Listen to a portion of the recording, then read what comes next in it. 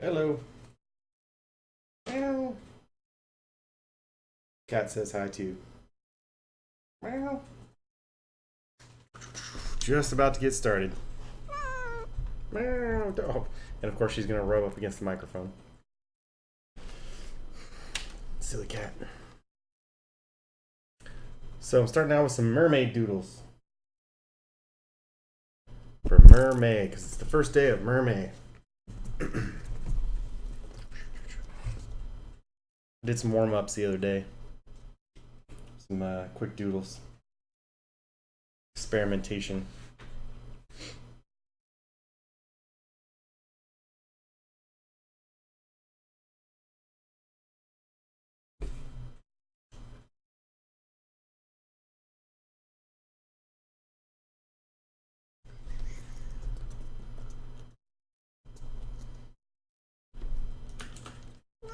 Meow. Silly cat. Silly cat. Meow. Meow. What do you want?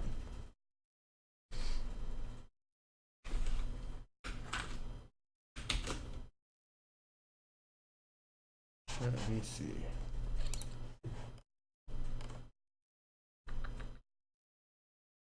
Meow. Come on, pissed.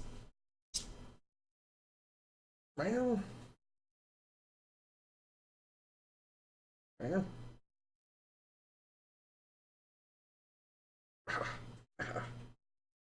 You pissed. Oh. Hold on a second.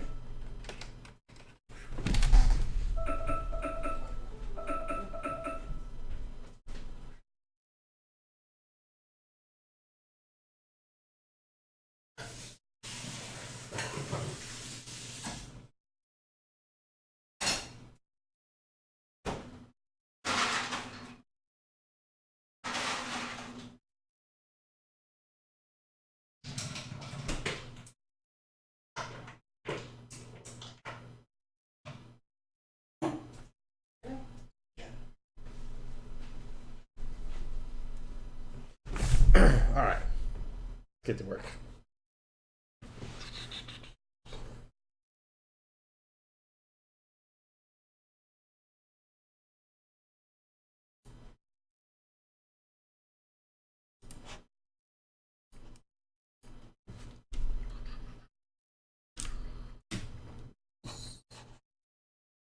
Reference back.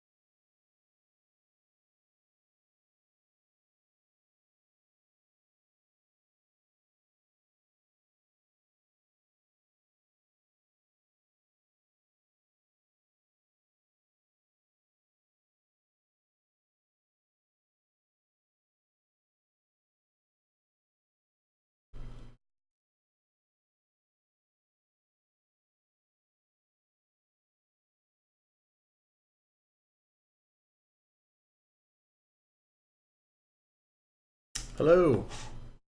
Hello, comics. How are you? Chat widened up.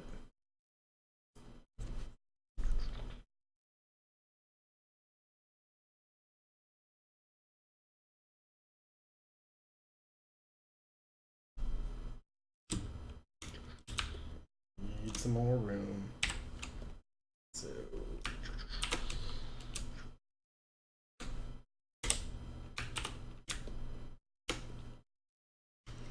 I'm good. Playing Overwatch, so it might be slow on chat. Hey, no worries. Yeah, I'm gonna stream for a while, do some mermaid doodles, and then and I'm gonna probably stream some video game art. Try to get some work done. But then actually later tonight, I'm kind of hoping to play some Fortnite myself. I haven't got my Fortnite shirt on since it's the beginning of the new season. Kind of excited to see what the new developments are. Kind of a little bit addicted to Fortnite.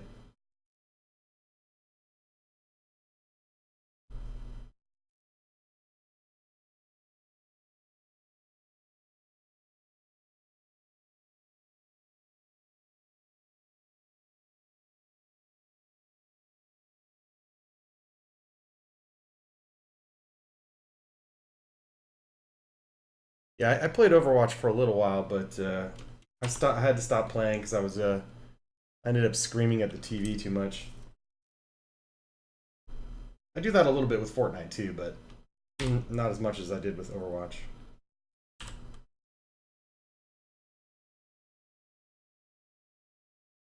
That's the thing about those, super competitive games. I like being competitive, but sometimes it's definitely not good to try to be competitive like that when you're, gonna try to go to bed in a little while because you get all that adrenaline spiking in your system. It's a lot harder to sleep after that.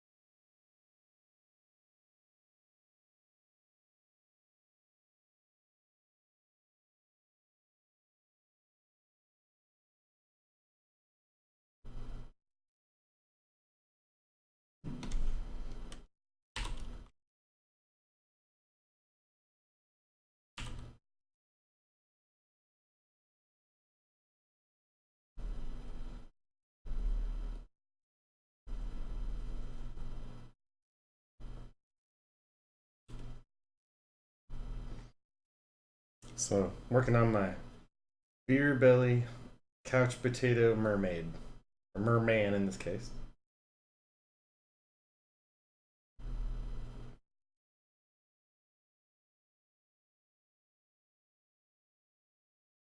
In case you were wondering.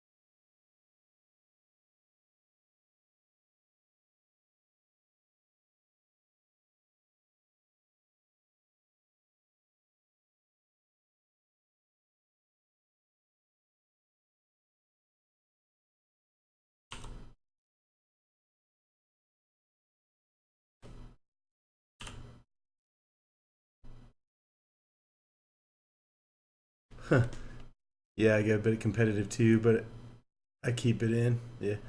Yeah. For me, I don't know. It just depends on what I'm doing, I guess. I think in certain video games and in sports in general, I end up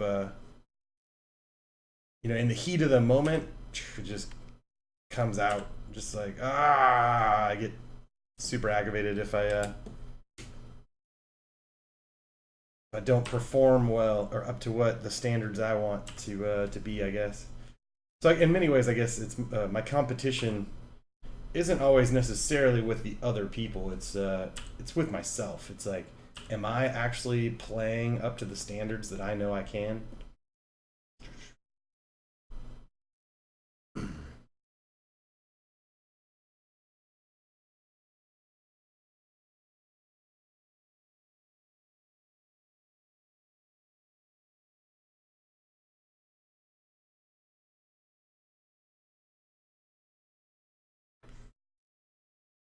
Same thing with anything, I guess. Drawing and 3D, anything. As long as if I'm playing up to the standards I feel like I can, then I don't feel too bad. Sometimes people are just better, and you want to push and get better than them, but it's more about, am I doing better than I did yesterday? And am I putting 100% into my attempt?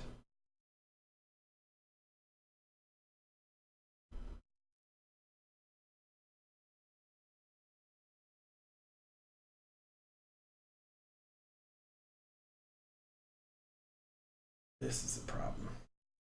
Perspective's off right here.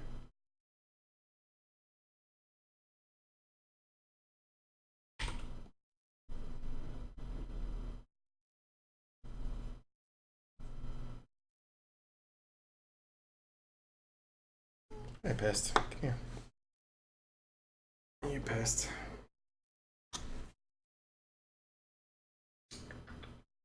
Meow.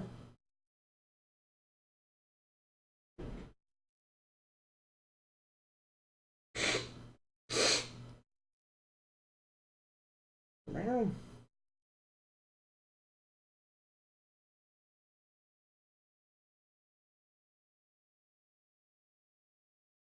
Meow. Meow.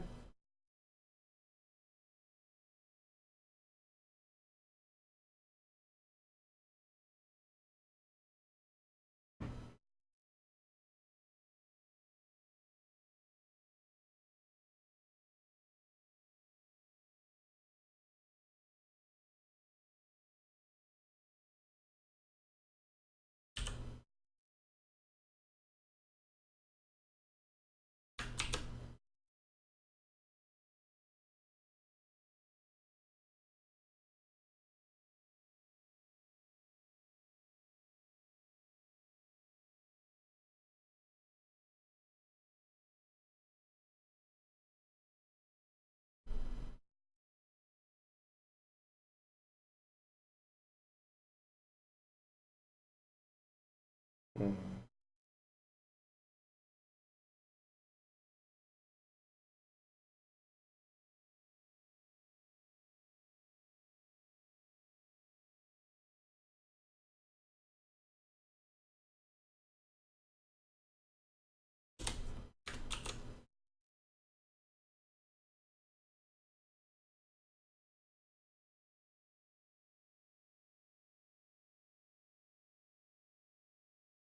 Might be a little bit better.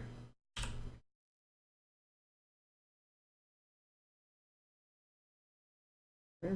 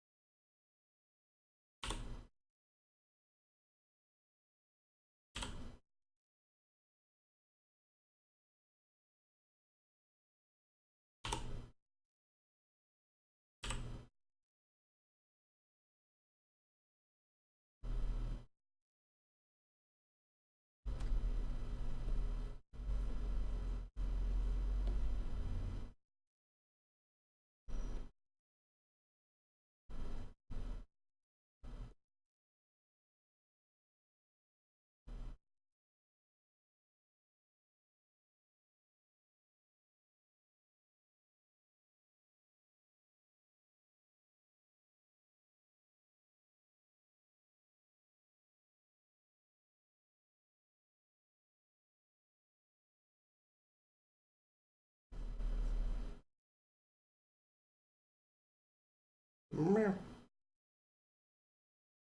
Meow.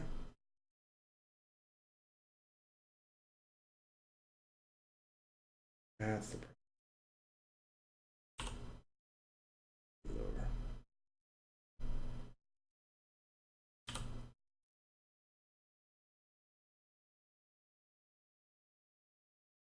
Where are you going? Meow. Where are you going? Meow. Where are you going? Pick a spot. Get your butt out of my face. Come on.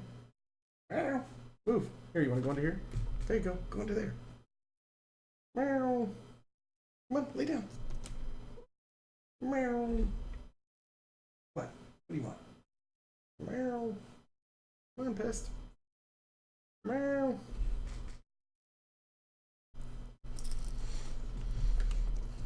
Silly cat. Lay down. Lay down.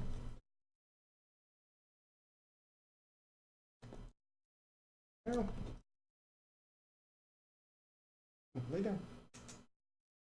Meow. Lay down.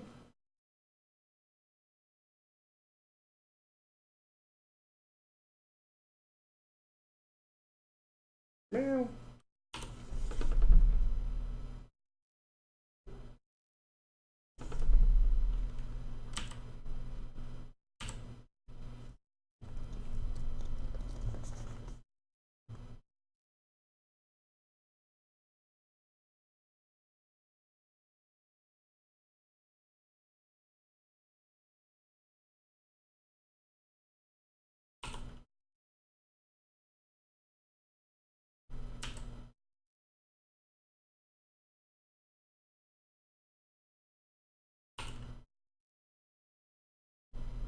Ah, I forgot to put my music on. How could I do that? That's crazy. My headphones.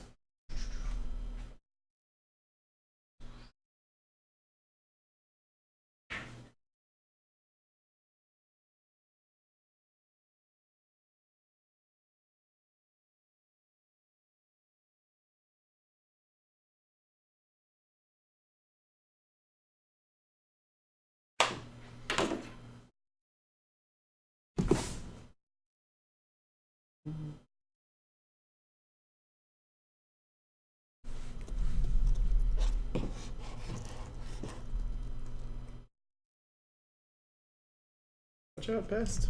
There you go.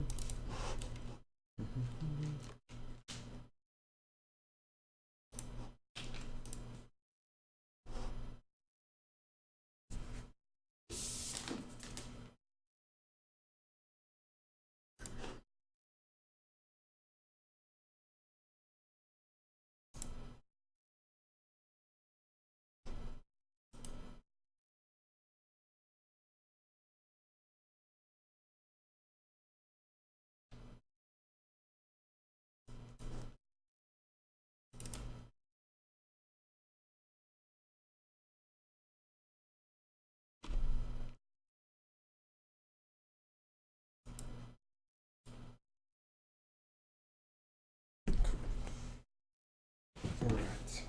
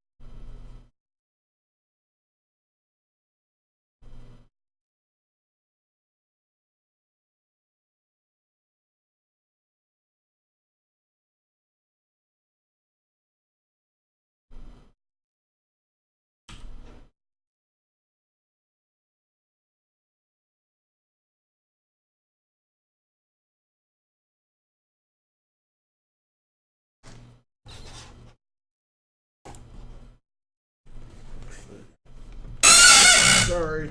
Sorry for the squeaking. I really got to figure out why it's so squeaky when I move my Cintiq around.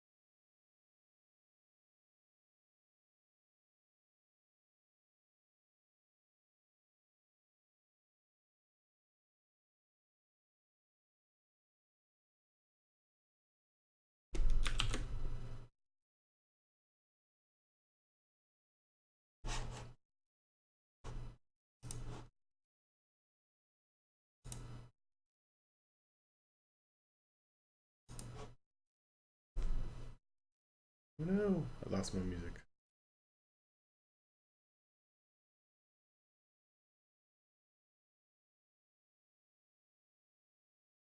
Did I lose my music?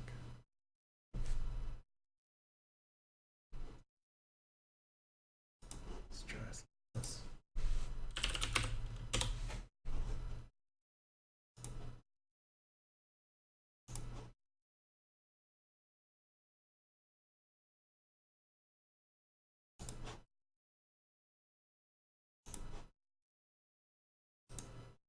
All right, works.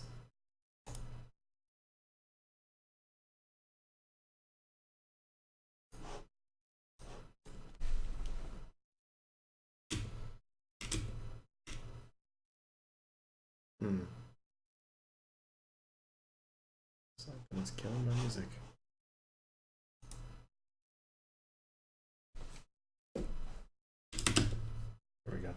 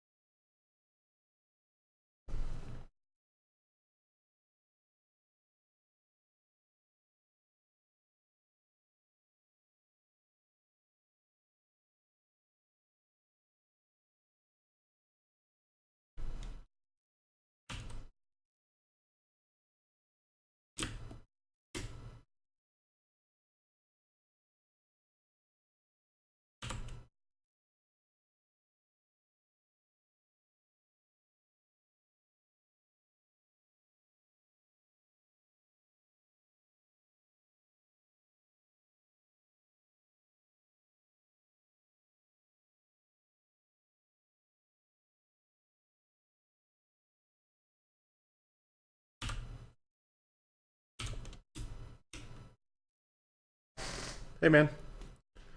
Oh yeah, yeah. I got your email. I just didn't get a chance to respond yet. Here, let me post the link for you. Let me try to remember what I searched for.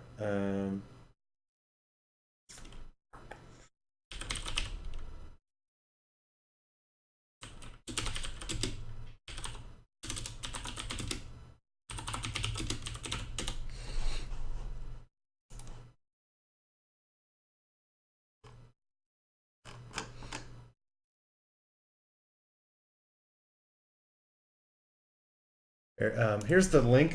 Here's the link that I found, and then I'll just post exactly what which one which one is the actual thing. I'll just post the actual instructions in chat as well. There you go.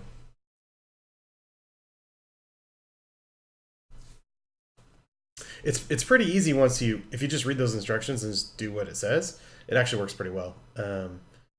But yeah, but if you didn't have that, if you don't have those instructions, then it can be really frustrating. But that's exactly what I did, and it's seems to be working just fine now.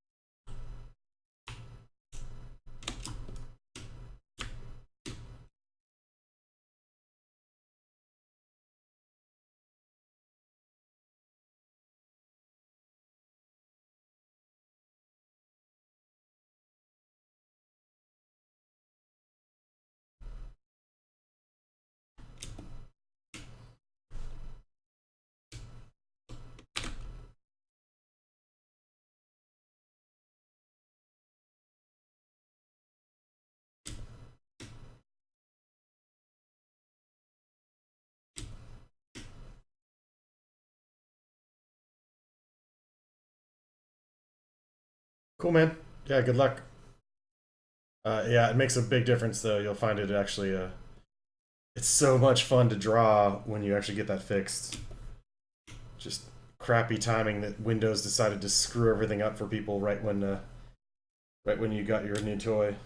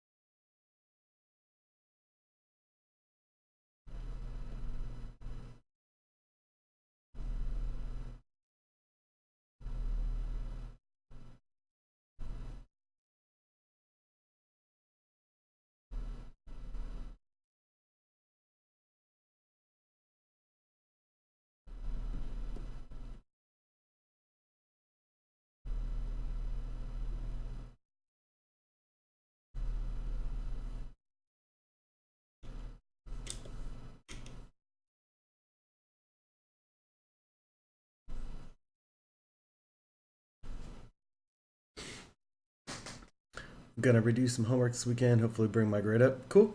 That's good, man. Just gotta push through and stop sleeping and do everything you can.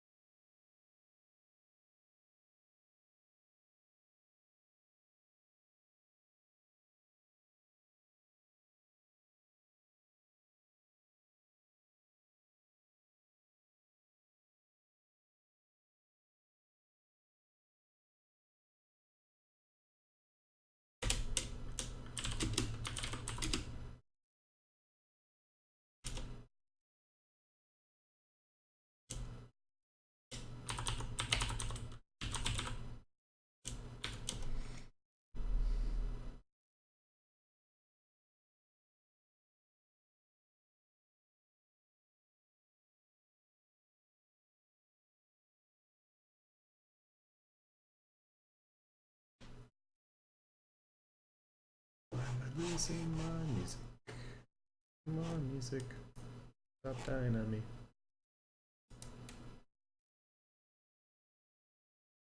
No? Check my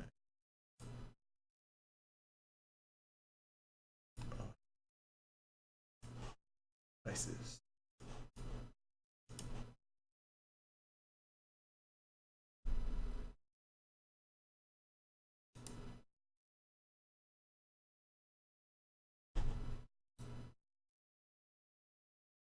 Oh, that worked.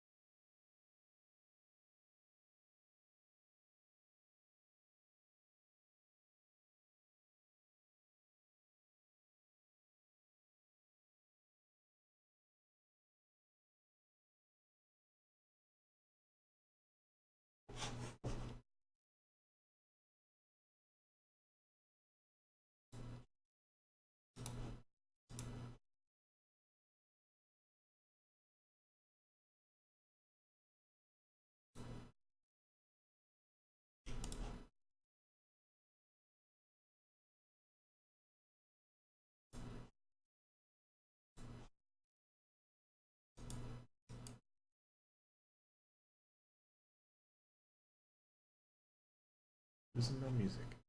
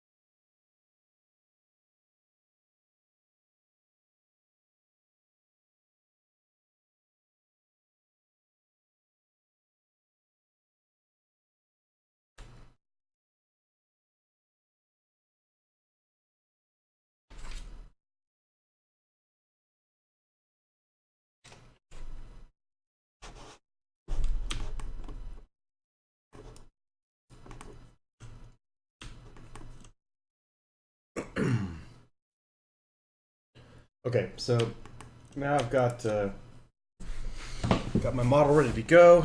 Got the UVs ready to go. And so here's what I've got, just to kind of show you.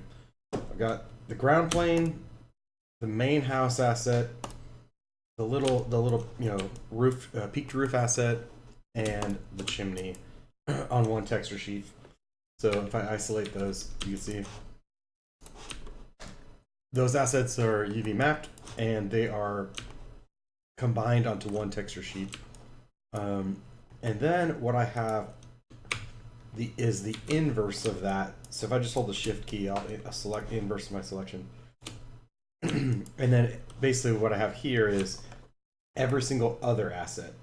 Every other asset is on the second texture sheet. So you can see kind of how I've arranged things. Now again, that's not necessarily how I would always do it.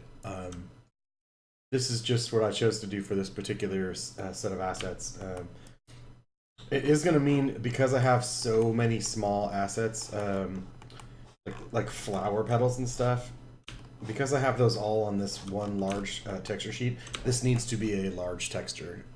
Needs to be a higher res texture to contain. Otherwise, each flower petal might be like 1 pixel. Anyway, so there's always trade-offs. Trade-offs whether you decide to use a whole bunch of little textures or you use one large texture sheet with tons of stuff on it. There's pros and cons to doing it one way or the other, and sometimes it depends on the game engine. Some game engines prefer a bunch of smaller textures, and other game engines might prefer one large texture sheet that's higher resolution. So you have to figure out what works best for the engine you're working with. Anyway, so I'm gonna get this whole thing exported out to Photoshop. Start playing around with it. Start painting it. So to get it out to Photoshop, I'm just gonna grab the entire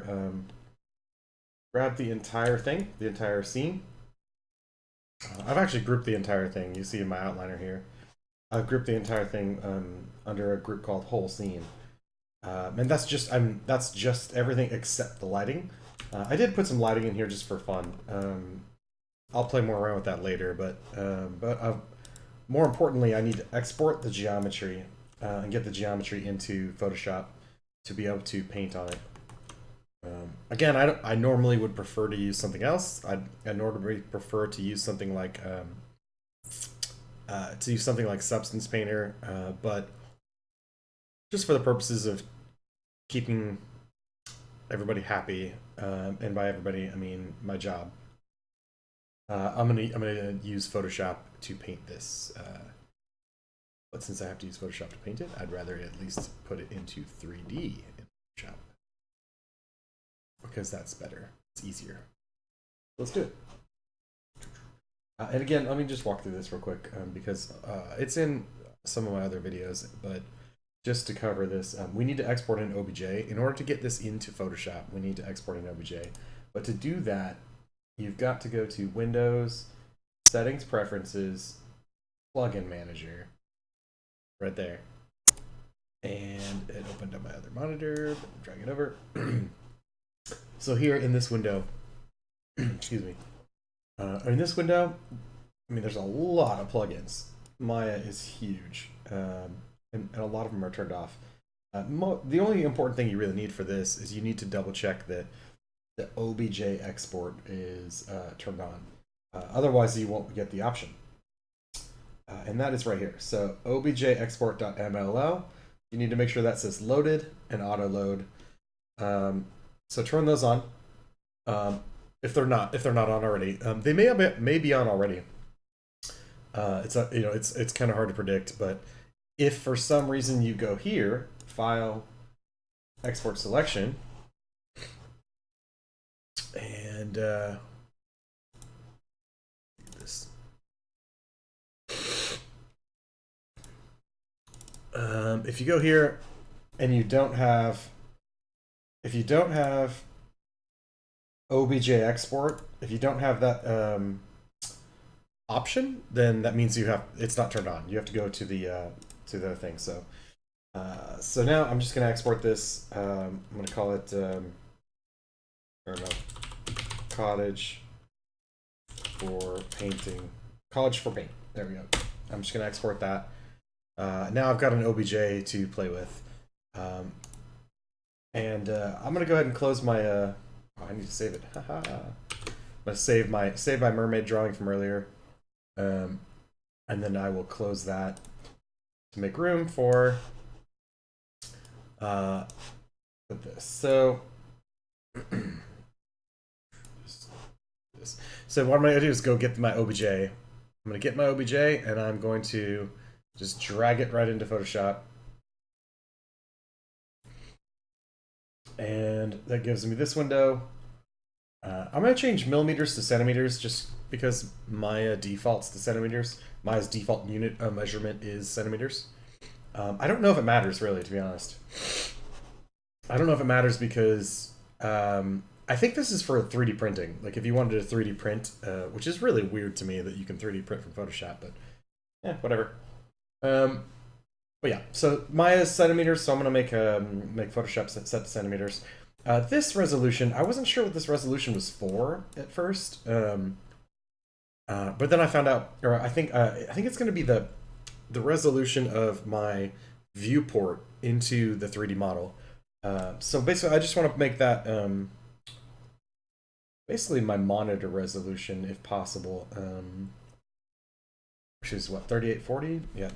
3840 by 2160 4K. So okay, now I can dark color image.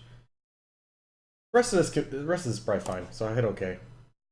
And there it is. There's my 3D model. I'm gonna go ahead and maximize Photoshop. And I've got some camera controls at the top. They should also be, yeah, here they are. There's also this little widget right here. I'll just move right here, and I can zoom in on my document here a little bit, and I can use my brushes, but I'll just leave them kind of out of the way for a minute.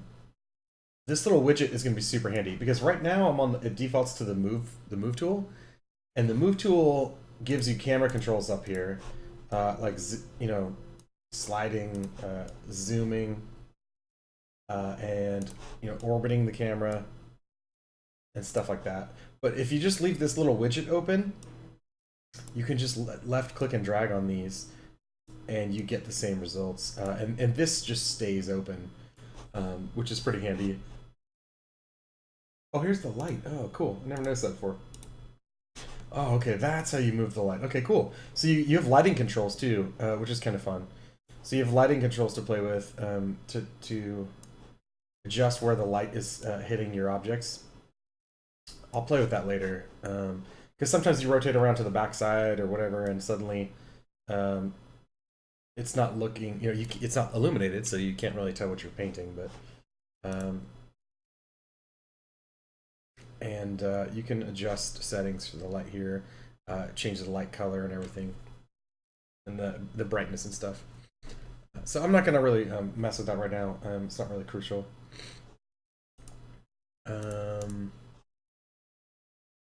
It's not until I start painting.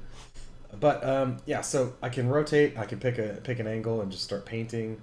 But more importantly, some things are going to be easier to paint in the 3D view, and then other things will be easier to paint in the 2D, like UV view. And this is really cool to do that. To get to it, you just go.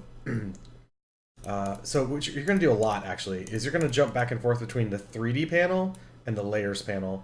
So this 3D panel is active because I have window 3D. So this 3D panel, that's what that is.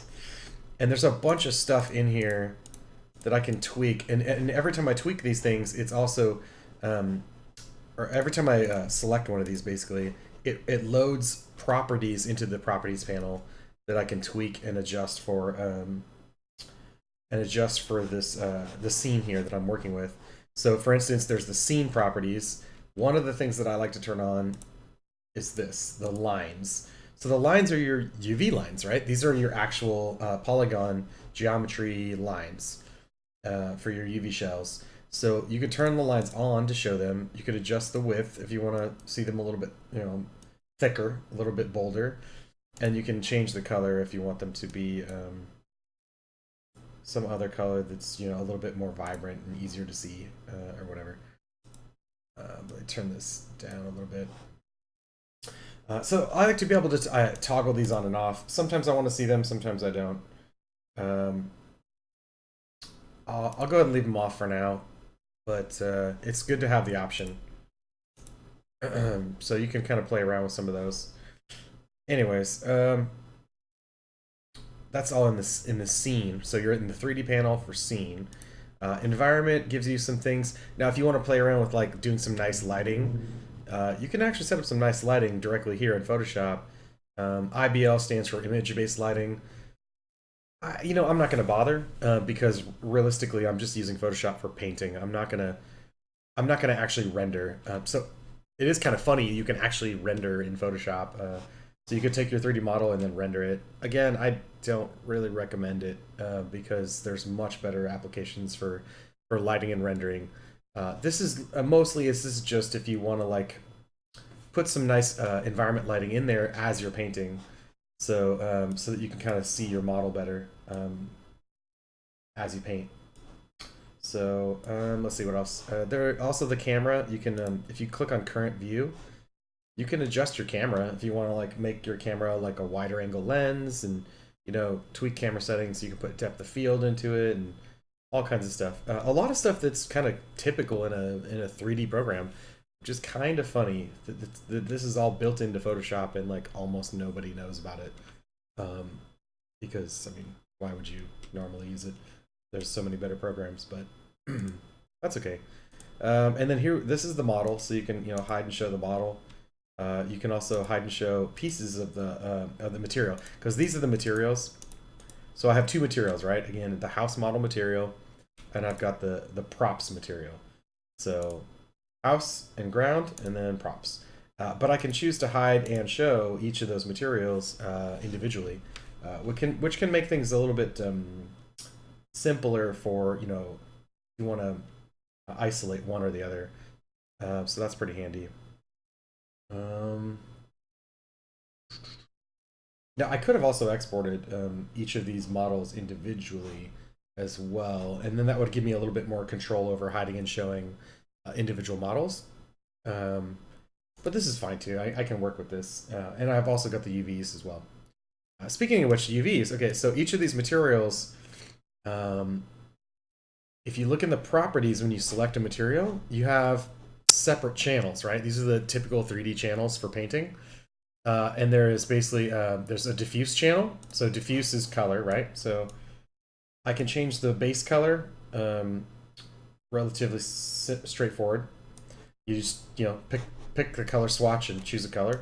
But more importantly, there's a texture file associated to this, and that's what we want to paint. That's what we want to play with. So what's really cool though is you can click, right here, you can click Edit Texture. When you click Edit Texture, it actually opens the texture file that you're going to be painting in a separate like Photoshop tab. So what I can do now, it's really cool. And in fact, somebody gave me a good suggestion in class the other day. I can actually tear this off as a separate open document. And then I could tear this off as a separate document. And I can then have both open at once. And as I paint on one, it should show up on the other. So that's kind of nice. Just kind of, and I believe it should happen in real time. Let me move my layers palette out of the way now. But yeah, the beauty of this is I can now paint in 3D on the 3D model.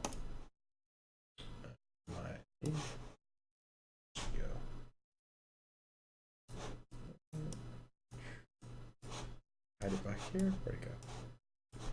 Where's it back? Where'd it go? Oh no. Oh, you know what? Oh, here it is. Okay, so it looks like it has to stay in. Looks like it has to stay in this. Yeah. Okay. It can't. This little widget can't leave the document, so it has to be in the document somewhere. I'll just leave it in the top right corner so I can just, kind of zoom around my scene. Cool. I wonder if I can change that background. I don't like having transparency on my background. Oh, you know what? I bet you I can do it in the environment. Background. Yep. Okay, so. Yeah.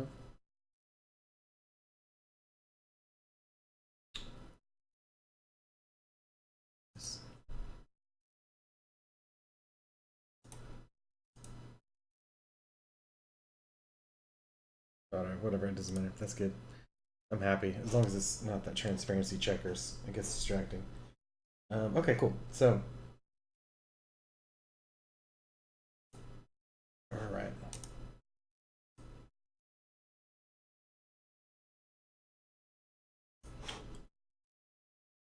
Cool.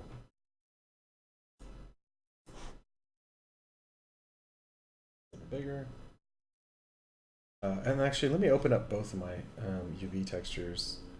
So I got the house model open. Let me also open my color texture for this. Pull that open and drag it over here. So I've got both texture files ready to play with.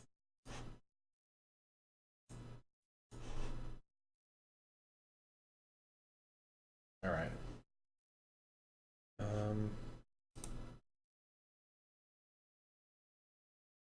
Cool. Okay, I'm gonna get to painting it. So this is I'm all just throw down some base coats, base textures. So let me look up some inspiration and reference real quick.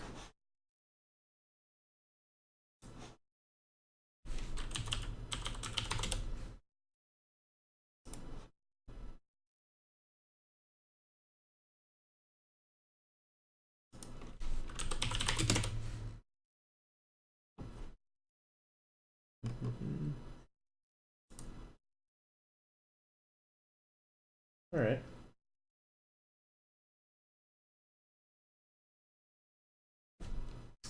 Good enough. All right. So again, I have options here. I can just start layering in like photographs and do some photo sourcing, or I can try to hand paint this. So let me play around.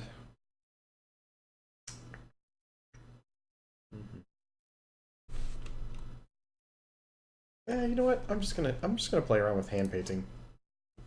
I'm gonna play around with hand painting it and just have some fun with it. Let me try rotating this document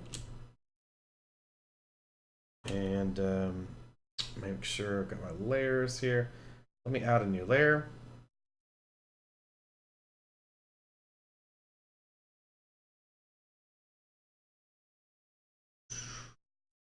And drop some. This drives me nuts. Whenever I'm in this mode.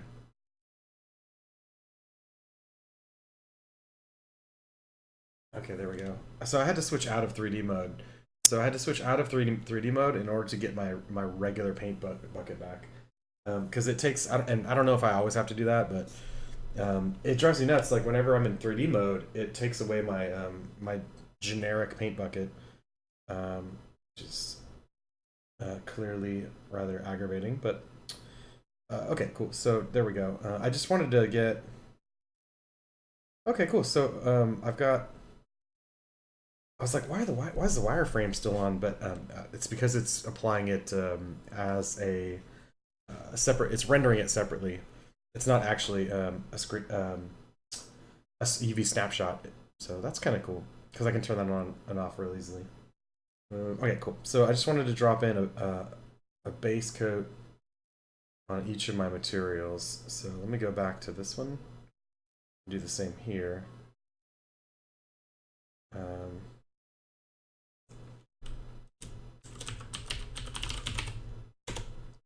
All right, so label those.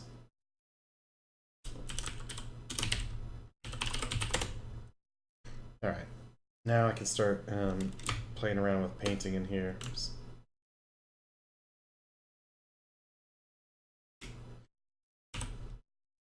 And it should update. Yeah, okay, so as soon as I click back over here, it updates the files, which is kind of nice. And this one should also update. But I'm not too worried about it yet because I'm starting with the house anyway. So, start painting in some information here. Should update as well, and there it goes. So as I paint, I can paint on the UVs or I can paint on the 3D model, and it should update in either scenario. So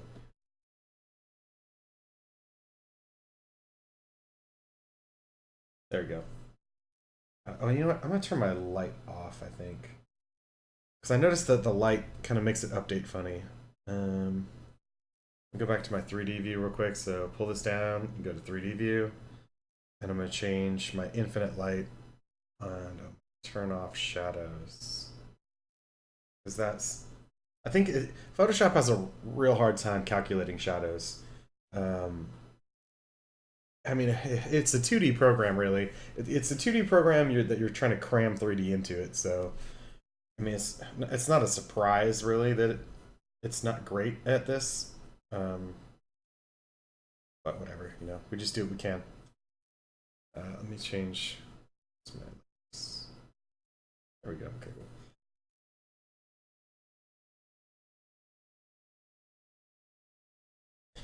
I'm just gonna play around and throw in some rough base textures onto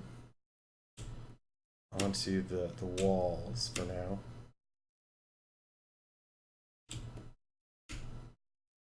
And I'm also not using the paint bucket.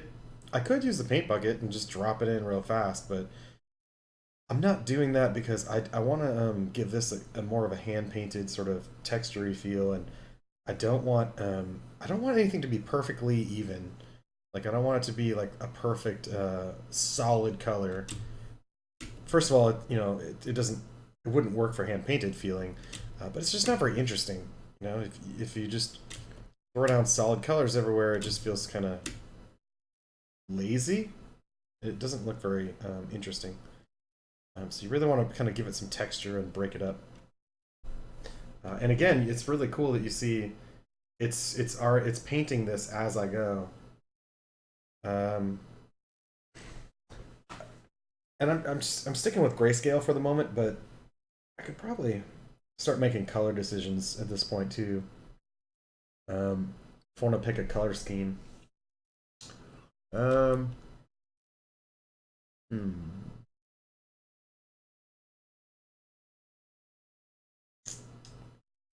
I think I'll stick with maybe I'll put some subtle browns or something.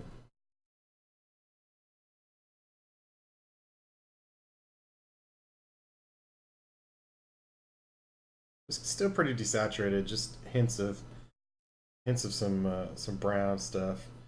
Because I'm gonna go with like a stone.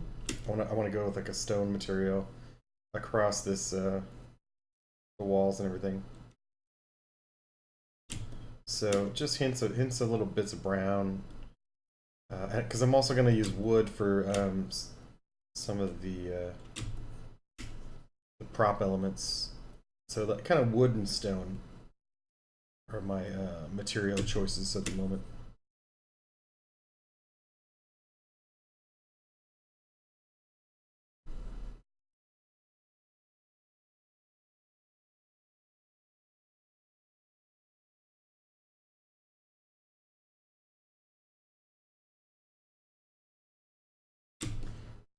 Okay, so that's just a quick base paint layer. I'm not, and you'll notice I'm not being very careful about overlapping into my UVs for my other assets, or in this case the roof, in the ground plane, because I can always go back in and clean this up later. I just want to throw down some um, quick base paint, Just not being careful, just kind of blocking it in.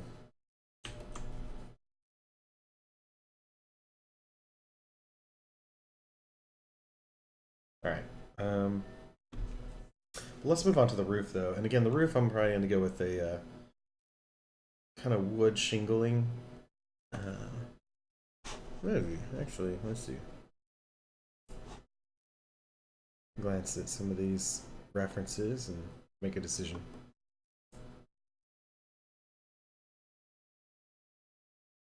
Yeah.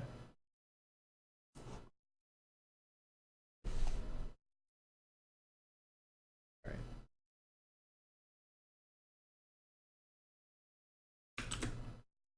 Let's go with like a. I'm gonna go with a deeper brown though.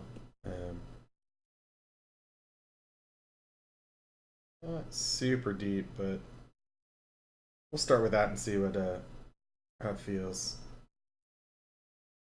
And I want to see what it looks like lit and unlit. So I'm gonna rotate my view. Oh, that's right. I have to switch. Right on. There we go. There's my widget. I want to get a nice angle where I can see the roof. And again, I want to see the roof both lit and unlit to kind of get a sense for how it's changing.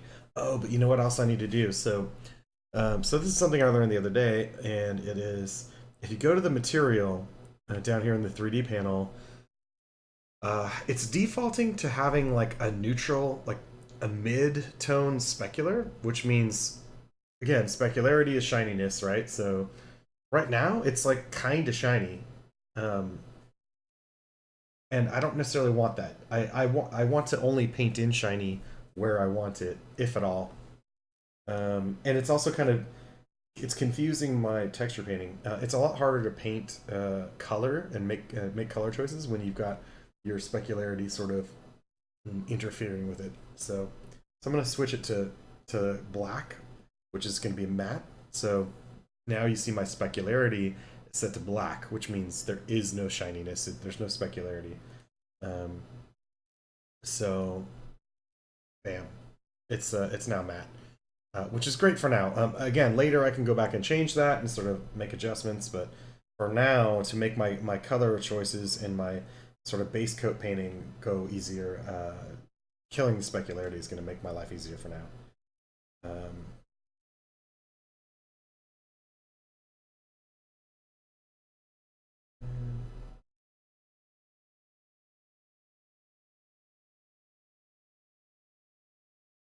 kind of get a nice kind of view of this as I paint, just to see how it's feeling on the model as I paint.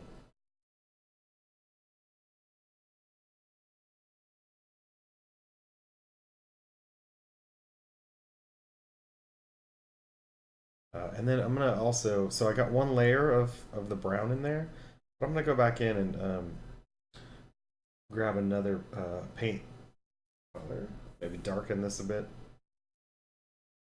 and just kind of blast across it to just to break it up a little bit and not be so consistent solid color feel.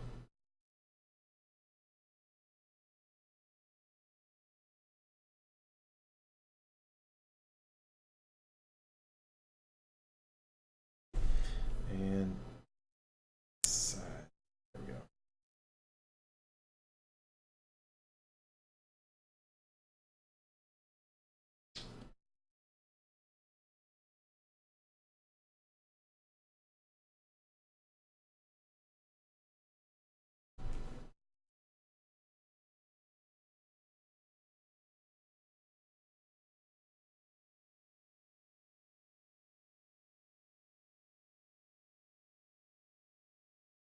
All right.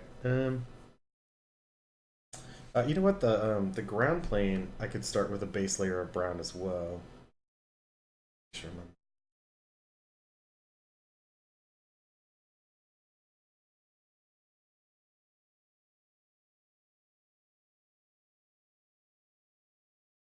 That's why. Okay.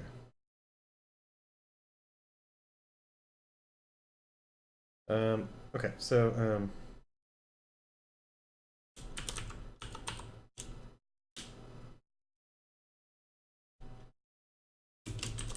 Base color. Base color block in. All right, so I can start with brown on the ground plane, and then I may paint over it with some other stuff. Because I mean, if general ground is just dirt, I can layer on top of the dirt. I can layer, shrubberies or grass or whatever, or I can put a sidewalk in there and so forth. But underneath it all is dirt. That's kind of generic base earth, right? So you know what? Let me turn off my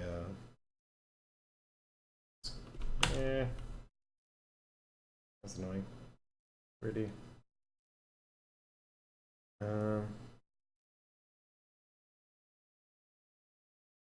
Okay, so let's see, what was I gonna do? Oh yeah, I was gonna turn on or turn off. I mean, in here, object, scene. I'm gonna turn. Oh, I already did. Wait a minute.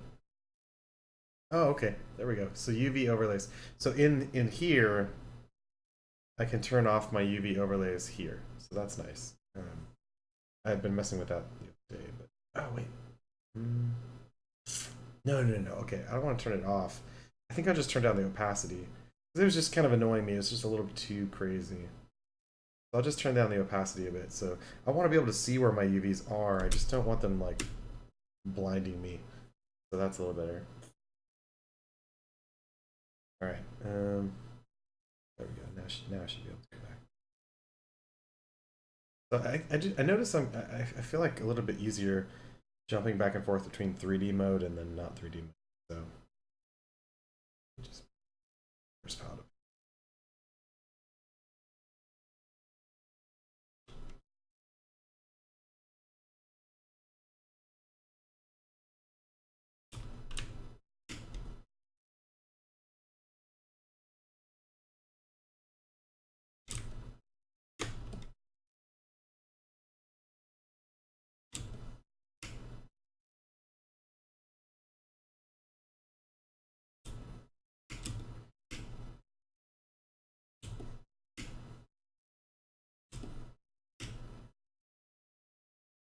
All right.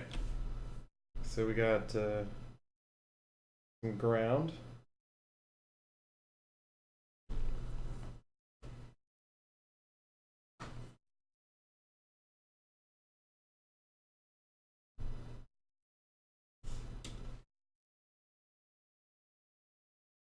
Let's see. What about the chimney? Let's play with the chimney for a minute. Chimney is right here.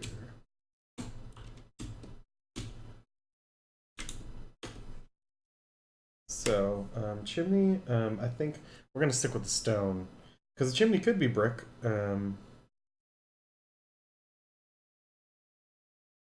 could be brick, but it kind of doesn't make sense. If it's a stone house, why not just keep the material consistent and make it a stone chimney? So that's what I'm gonna do. Excuse me. All right, let's see.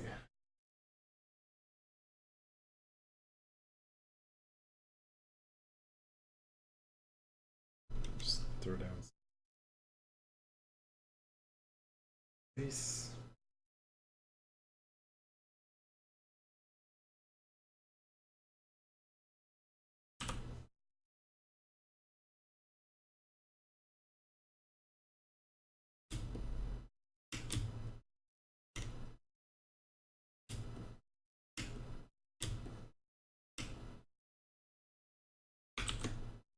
And what is that?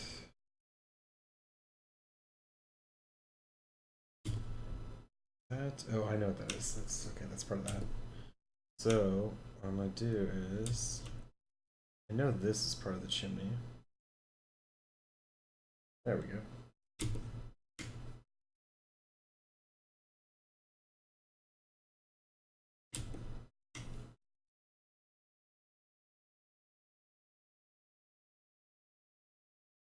There we go.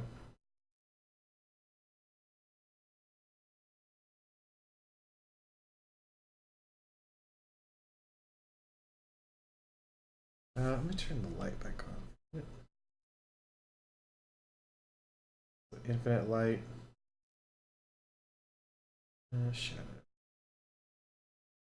Turn on the brightness.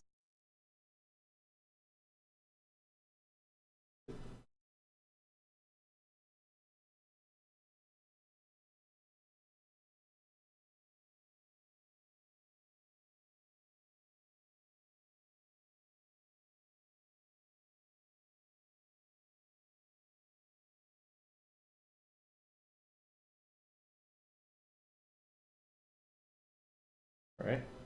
Oh, something else about the light that's kind of cool I discovered the other day is if I pick a camera angle and I'm like I want to view from this angle, I can easily adjust my light. I can easily change the light position and angle just by clicking this one right here. If I have infinite light selected and I click move to view, what that does is just brings the camera, brings the light around to face the same angle as the camera.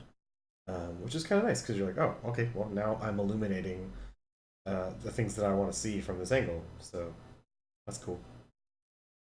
And let's start painting some of the other things just to block them in. And let me turn the light down a bit first. Now that facing that way, it's a little bit intense.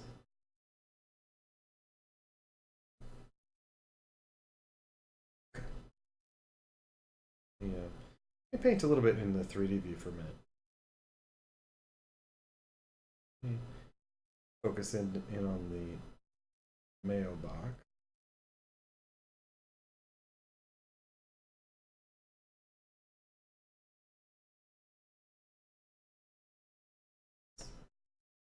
There we go. Okay. Let me pick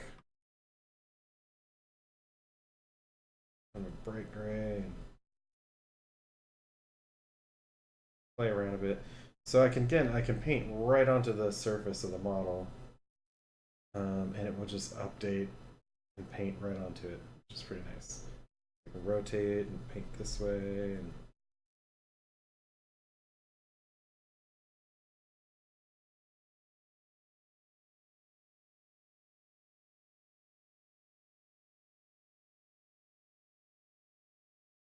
camera controls aren't the easiest to manipulate. Let me turn off my light shadow to view. Oh, too bright, too bright. So yeah, the camera controls are not the best. Again, sort of using Photoshop to paint, which is not like I'd much rather be using like Substance Painter, but at least it's good to experiment and play around, and it's at least Photoshop is Photoshop, and everybody has Photoshop, so it's nice to know you can actually do this in Photoshop, and you don't have to use Substance Painter or anything like that. You don't have to spend money to buy a piece of software if you're already familiar with Photoshop and you have Photoshop.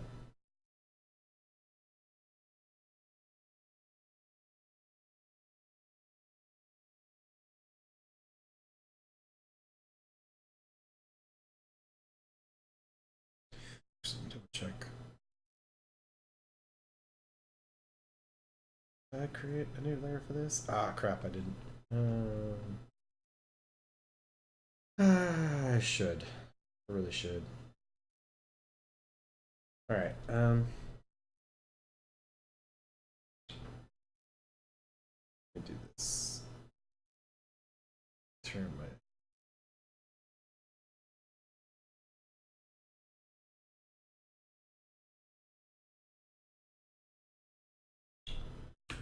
Control.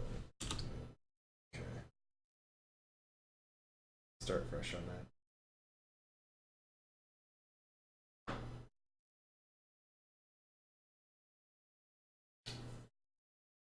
Go back to painting mode. This, that. Control D.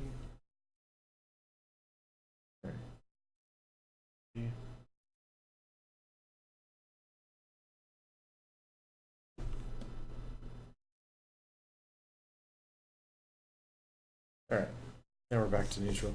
Because I want to make sure to keep this separate on layers. I didn't really get very far anyway, so it's not really an issue. I didn't lose a lot of work, but mostly I'm just saying like I want to make sure that each of my textures has layers to break out at the very least base colors, and then detail texture and all that.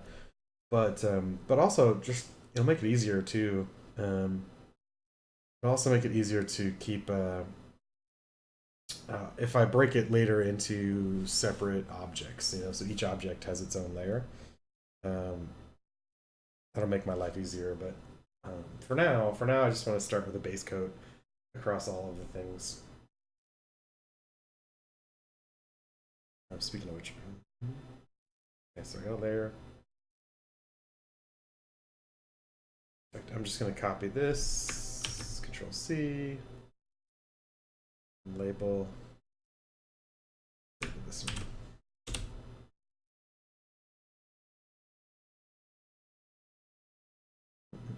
And also, I want to check too. So right now, image size. It's gonna pop up there. So right now, this is at 1024 by 1024, which is pretty low res. It's pretty low res for what I'm painting, being like tons of tiny things. So I may want to kind of crank this up a little bit. I'm gonna go with 2048. So I'm changing the image size of the. Oh wait, hopefully that didn't. Okay, no, that's fine.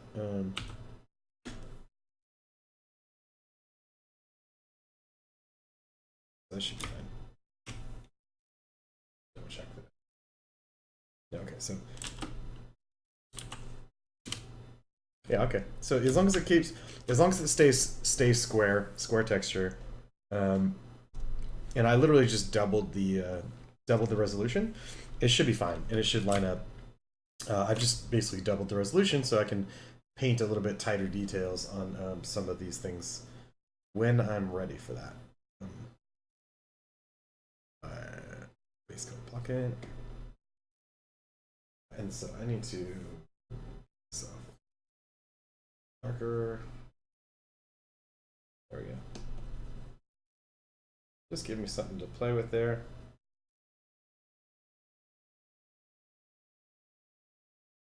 Just break up this texture and make it a little bit more interesting. And it is I am missing a bit and going into some background elements or some other objects. So there's definitely going to be some cleanup necessary, but that's one of the other things that's nice about some of these other pieces of software is you can lock and hide and show things. And that's actually even in this software you can. I did this the other day. Right now, the way I exported it, it's only giving me just one object, which is the entire scene.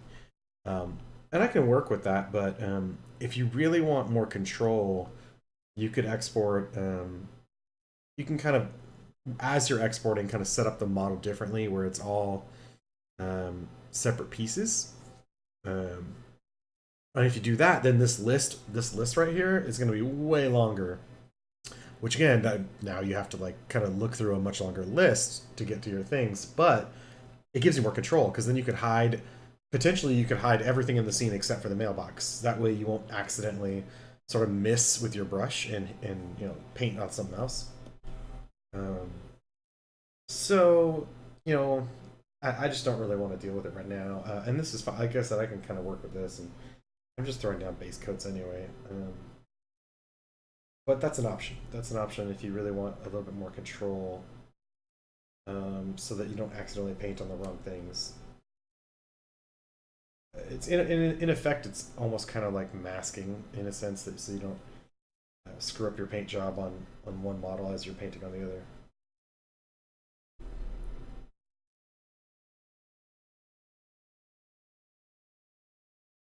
And again, one of the benefits to doing this, to painting in 3D like this, is that um, you don't have to look at this. You don't have to look at this and go, what the hell is that? You know, what is that set of UVs? Like what shell is that? You know, I don't know. It's just a lot easier to sort of paint right onto the model. It's going to give you much better results in the sense that it's just more intuitive, basically, I guess. And so that's why I encourage this process instead of just painting straight onto the model. I'm sorry, straight onto the UVs. Once you've done the block in, it's a little easier because you're like, oh, okay. Obviously, that's the front of the mailbox. Okay, so I get it. You know, it's and then you can go back here and paint on it here, and it's a little bit easier to sort of decide what it is. You know, for instance, like let's say the front of the mailbox. Now I could just go back into this image and um, and as long as let me set this infinite light. I want to see the front of it.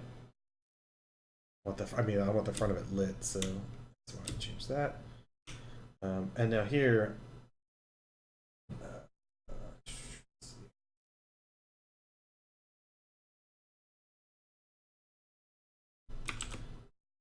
that. Oops. Ah. What did I do? Oh. Yikes.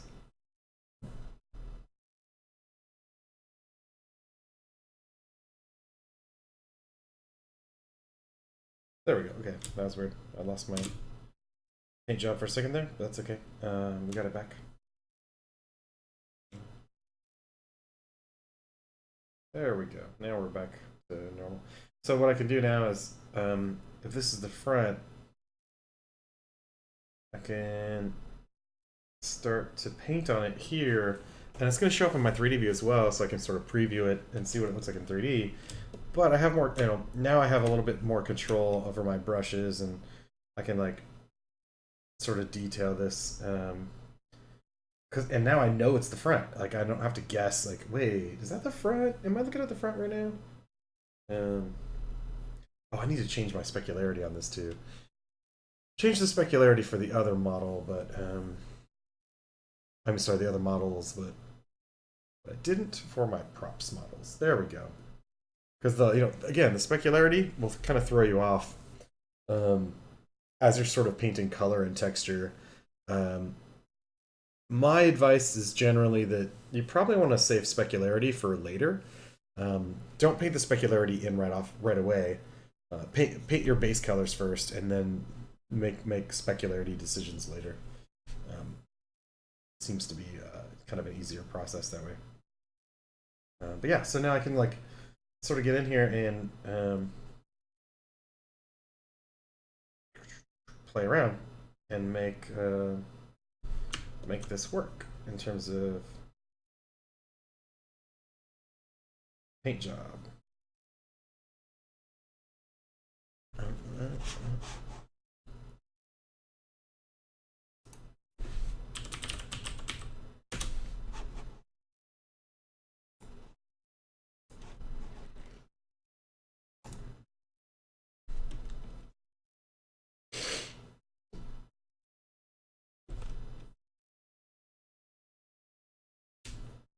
And again, holding the shift key, pretty handy way just to make life easier and get a nice perfect straight line.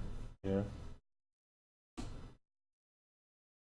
just in a sense, making your life harder than it needs to be.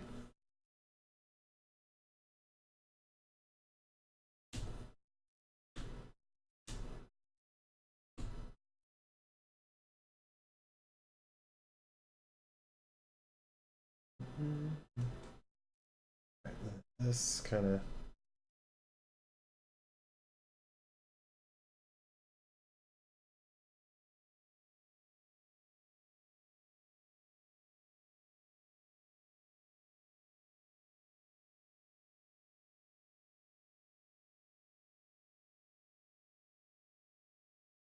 So yeah, definitely this is where it can start to get fun. And actually, I shouldn't even be doing this right now because I'm supposed to just be doing base textures. But this is technically more of a detail. But whatever. I kind of do want to also illustrate how this process can kind of be a lot easier and kind of more fun if you're using a 3D sort of painting process instead of painting directly on the UVs. Or basically some combination rather, because technically I'm painting right on the UVs right now. Um, but it's easier to paint on the UVs right now because I've already figured out what my base or what UVs are what, by painting on the 3D model first to sort of block it in. That just makes my life easier.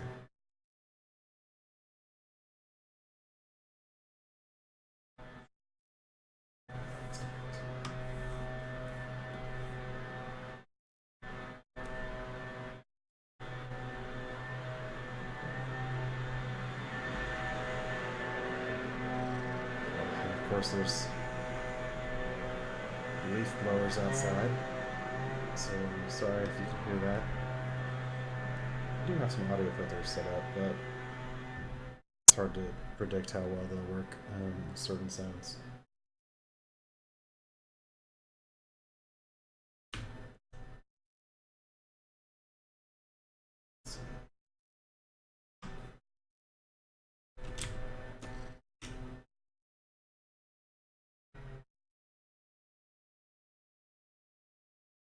So I am painting in a little bit of lighting. So sometimes, a lot of times when you're painting a texture, you don't want to put lighting into it, um, because the lighting should come from the game engine, the game engine lights. But it depends on what you're going for. And I know my coworkers, some of my coworkers, definitely want you to be able to paint light, paint light into your scene instead of relying on the game engine light. Um, it just depends on what as far as production goes, whether what you're going to do on a production level. It just depends on what the game engine is and what your limitations are. Sometimes people actually do paint in, like, hand paint the light, um, and that's fine. There's certainly nothing wrong with that. It takes more skill. It definitely takes more skill to be able um, to paint lighting into a scene. Um, but there's certain circumstances that you're going to do that on, and it's not always. It's definitely not always that you're going to paint light into a scene. So anyway, so that's kind of fun, and so that's a good.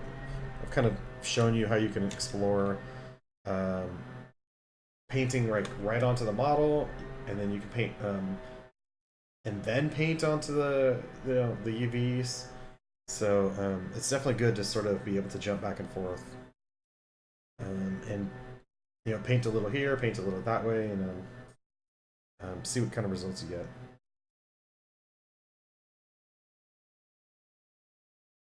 And right about now would be a good time to have a different model, in the sense that like right now it's going to be somewhat challenging to get under this model, because the ground plane's in the way.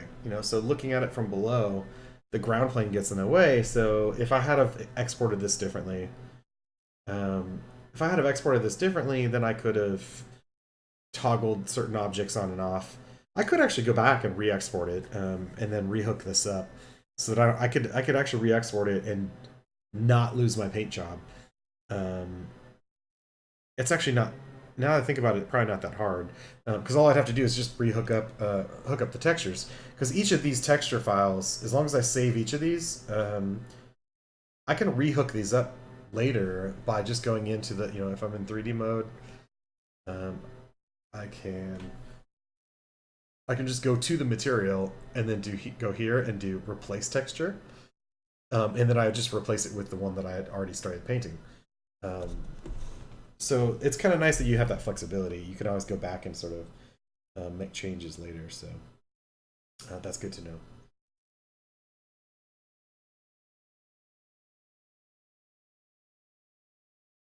Let me just get some texture in there. And again, part of the reason I'm putting texture in here like this, just getting something thrown down. And sometimes I'll do this where I'm like, okay, right now I'm painting here, but I'm watching my other one. Um, I'm watching over here because I could tell because I painted right there. It basically told me where the paint was going. Like, oh, this is that UV set. Okay, so now I can just go back in and start just blasting in this right on top of these UVs, sort of get the paint job done faster, and like maybe with more consistent brush strokes. Um, but again, the one thing that's really kind of critical is seams. You know, seams are always a pain to deal with. So right now there's a seam. There's going to be a seam right here and a seam right here, um, which is going to be if you're painting it here, this you're gonna end up with seams, very obvious seams because these pixels here need to match these pixels here. Otherwise, there's going to be a seam. It's going to be an obvious like separation of where the paint transitions basically. But that's when you really definitely want to go back into 3D and zoom in on that seam and sort of paint across the seam in 3D, um, because that will clean up those kind of funky transitions. Because you're painting literally at that point, if you're painting in 3D, right on that corner where the seam is, the paint is spraying out. Like if the seam's right here, the paint is spraying out across the seam, so it's basically patching the seam. And that's just so useful. That's one of the biggest reasons that painting in 3D is so much better than painting directly onto the UVs like this. This is great for throwing down some good brush strokes and making things look kind of cool because you can kind of it's harder to angle the camera just right to get that sometimes. But then you wind up with seams, so you still want to go back in and sort of patch the seams in 3D for sure, for sure. So feeling pretty good. I'm having fun with this. And let me just blast in some color on the go with like one of the browns, or the fence or the post here.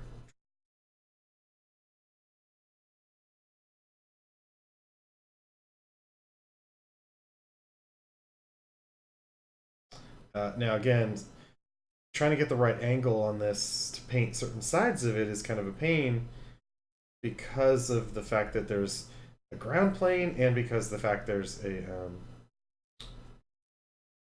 the house behind it. So again, it's probably better if I maybe next time before I start my before I keep working on this, maybe I'll re-export it to make it easier to toggle certain objects hidden and not hidden. But again, so what I can do now is now that I've sort of discovered, now that I painted a base layer, I can tell that this is clearly. Oh, and it also it's kind of cool. It actually shows the cursor. If you really look at the 3D view, as I move across the texture, it's showing me in 3D where it's painting. That's pretty freaking awesome. So it definitely pays. It definitely pays to have the texture and the 3D view sort of undocked and floating next to each other, because you can see, oh, this is right there. Okay, I see.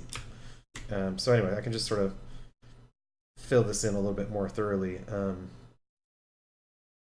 It's gonna have a seam if I'm not careful. That's okay. Again, this is just a super rough block in, just to sort of get color where it needs to go and sort of a rough block in phase. Details should come later. And now, again, if I just move my light again. Yeah, so I'm getting it. I'm getting some color blasted in, just kind of fast and loose. Um, ugh.